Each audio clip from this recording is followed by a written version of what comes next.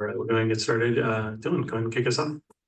Just dealing with, obviously, with four players, Chelsea Gray, four players on Team USA of this caliber who can give you 20 on any given night without obviously giving away too much. What is just a game plan? Because you obviously can't completely stop them, but to contain players like that. Yeah, you have to come in with the correct mindset to be ready to compete at a high level. Though Chelsea hadn't played, the beginning part of the season, she brings a presence and a confidence to the team that at that point guard spot was needed, an infusion of energy and all of those things that they play with when she's on the floor. And Asia's playing at such a high level as is Plum, all of them young. It's a difficult matchup, but you can't come into the game with a defeated mindset. You have to come into the game with confidence, with the competitive character of understanding that, they put their shoes on like we put our shoes on. They're preparing like we're preparing, and we have to play our best basketball. And then for a player like Asia Wilson, I mean, you just dealt with Angel Reese for 2 games. Now Asia, sort of what is the difference, obviously, preparing for her in comparison to Reese? Obviously, she's more polished scorer, but what will be sort of the game plan? I mean, she's a former MVP, and she's playing at an MVP caliber level.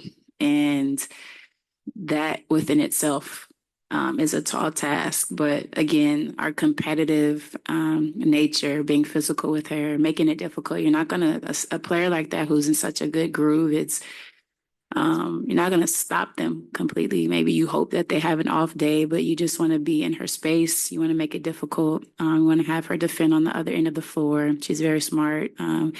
She's playing at an MVP caliber level, and no knock to Reese. Reese is playing at a high level as well, but this is a different beast. Similar question with Kelsey Plum. What makes her unique or difficult to defend, and also just the way that her game is transformed in the league the last couple of seasons where she's made that leap? What kind of evolved in her game from what you've seen?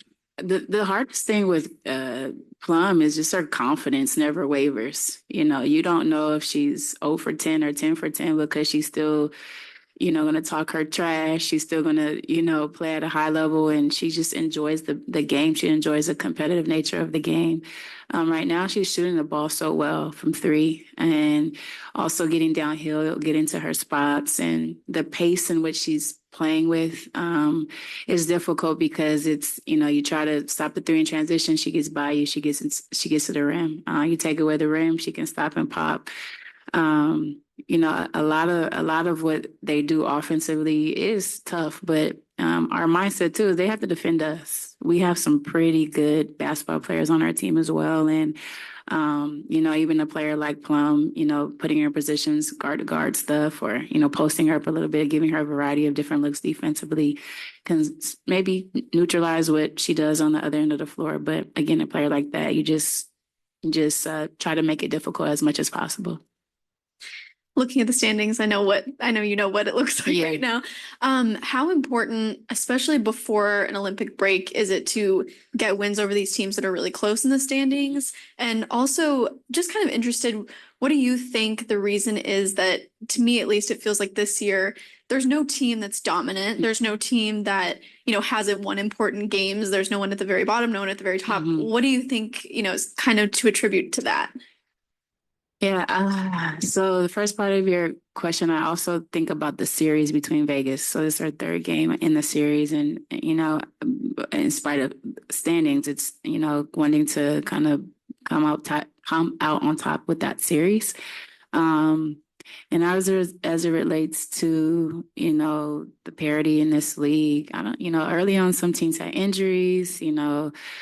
Some teams have been going through ups and downs and trying to figure out their way. Us specifically, we have added amazing players to our team, but we're still new. So there's this nuances of just trying to figure it out, and that's what everybody is. But New York probably is at the top because they have the most experience with each other. Vegas was in the middle because Chelsea wasn't on the floor. Like, there are a lot of things that are happening. The young teams are pushing through this stretch. So I don't know. I can't pinpoint an answer, but there are a lot of things happening in the season, plus an Olympic year, plus the cadence of games, a lot more games during the week.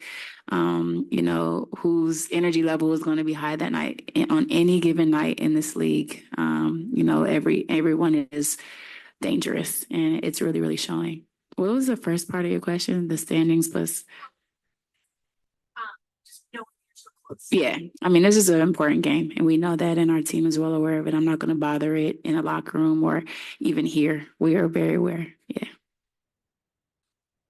There's still a few games left in the homestand, but Yeah. how have you seen the team evolve over this stretch of being able to have more practice time and not having to travel? Yeah, it's difficult, Kevin, because our practice time is still very limited because I don't want to overtax them on the court, but there are things that we can do on the court that sometimes you can't do when you're on the road. So the efficiency of being home has proven to show in games because we're able to review things a little bit more, be more comfortable, get treatment. And it's, you know, playing in front of your crowd is just a different level of energy that, you know, the players show up with. But also these have been very tough matchups despite records. I think the physicality of the teams that have come in here, I think we've shown that we can withstand that and exceed that. You know, also, you know, with these games coming up, a different variety of matchups going from super big bigs to agile bigs. I think we've adjusted in a lot of ways, and we are learning how to play with each other and learning about each other in games. And sometimes you can't replicate that in practice. I'll take a question from Zoom. Christian, go ahead. Hey, Coach. Hope you're doing well. You know, these next couple of games before the break with Vegas and then Minnesota coming to town, is there anything that you're looking for around out the break as far as a positive note, as far as, you know, just approach the game, anything specific? Anything looking forward to after the break?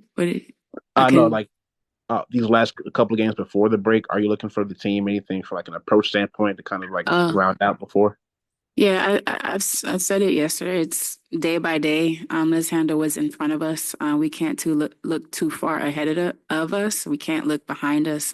Be where our feet are and be very present in the day to day. So today our focus is Vegas, and trying to compete at a high level and kind of bottle up the things that we've been doing in a positive way, and start this game this way because. The other thing is our first quarter starts haven't been great. We've worked our way and got back into games in the second half. With a team like this, we cannot. So with a team like this, it'll be harder to get back in a game if, in fact, we don't start the way we start. Thanks, Jeff. So I think the mindset is just to focus on the now and be very present. All right. Thanks, everybody. Thanks. We'll see you after the game, Coach.